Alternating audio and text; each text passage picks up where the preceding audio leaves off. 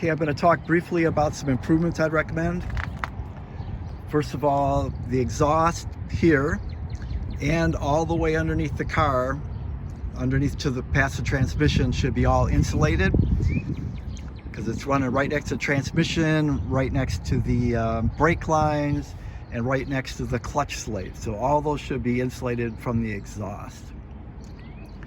The radiator, everything's fine with the cooling system, except that the GM Ecotec ECU doesn't have the fans come on until 230 degrees, which to me is crazy high. It never overheats, but that's way too high. So I would hook up your own system separately, and I have all the components to do that included in the sale, so that your fans run separately from the ECU. Another item to improve on the cooling system, I have a V8 EcotecMiata radiator that has the outlet, instead of being on this side, that's how it is now, it'll take it over to this side. And then you can run a nice system here right to where the thermostat and intake of the water is right there. Right now, it goes from here all the way around to the back, and it just lays on everything. I don't think it's very good. So I think the V8 radiator will really straighten that up. The other thing too, I talked about the brakes. The brakes feel like they need a lot of pressure.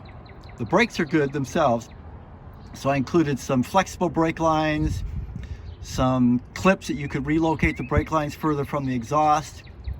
And during the conversion, I asked them to change this master cylinder, but I question whether that's part of the problem, so maybe put a master cylinder on your list while you're going through the brakes.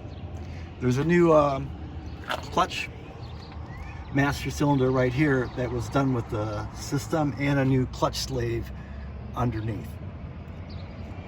For the air conditioning, there's a BMW compressor, and it worked for a week, and then I believe it lost its charge. I know everyone always says lost its charge, but the air conditioning used to work flawlessly when it was a 1.6 Miata. Never had no problems. After this conversion, 1 week later, it's not working, so I would have to guess it's a leak. So plan to do that.